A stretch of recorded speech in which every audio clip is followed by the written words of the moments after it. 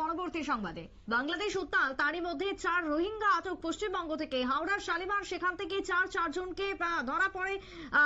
ইতিমধ্যে পুলিশ আটক করেছে 4 জনকে, এমনটাই খবর উঠে আসছে। টেলিফোন লাইনে রয়েছেন সাংবাদিক অঞ্জন শুকুল। অঞ্জন ভাই, এই যে বাংলাদেশ যখন উত্তাল তখন একের পর এক অবৈধ অনুপ্রবেশ বাড়ছে, এবার রোহিঙ্গা ধরা পড়েছে 4 জন। এখনো পর্যন্ত কি জানা যাচ্ছে তাদের উদ্দেশ্য কি ছিল ভারতে ঢোকার পেছনে? দেখো, হাওড়া ও শালিমার থেকে 4 জন রোহিঙ্গাকে ধরলো জিআরপি। এদের মধ্যে রয়েছে একজন মহিলা ও একজন নাবালক রয়েছে।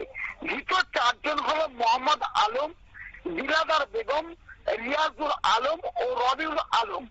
আলমকে হাওড়া স্টেশন চত্বর থেকে, বাকি 3 জনকে শালিমার থেকে ধরা হয়েছে। আলম সিঙ্গাপুর থেকে বাংলাদেশে রিফিউজি শিবিরে এসেছিল, সেখান থেকে ভারতে এসে হাওড়া স্টেশন হয়ে দক্ষিণ ভারতের ট্রেন ধরে যাচ্ছিল। শালিমার থেকে ধৃত 3 জন বাংলাদেশে কক্সবাজার এলাকার শরণার্থী শিবিরে থাকতো বলে জানতে পারা গিয়েছে। আর রবিউলের বয়স 12 বছর। তাদের কথাবার্তায় বিস্তর অসঙ্গতি রয়েছে। তাদের কাছে নেই কোনো পাসপোর্ট, নেই কোনো বৈধ কাগজপত্র। দিলাদার তাকে অপহরণ করে ভারতে পাচার করা হয়েছিল, তবে কিভাবে এবং কি উদ্দেশ্যে তারা ভারতে এসেছিল তা স্পষ্ট নয়। ঘটনা তদন্ত নেমে পুলিশ। এখন দেখো, এই যে বারবার রোহিঙ্গারা বাংলাদেশ থেকে ঢুকে ভারতে আশ্রয় নিচ্ছে, এটা কিন্তু বড় উদ্বেগে।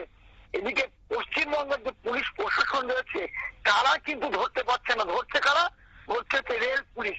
এখানেই প্রশ্ন, তাহলে পশ্চিমবঙ্গ সরকার কি এই সমস্ত রোহিঙ্গাদের আশ্রয় দিচ্ছেন? প্রশ্ন করছে বিরোধীরাও। একেবারে তাই।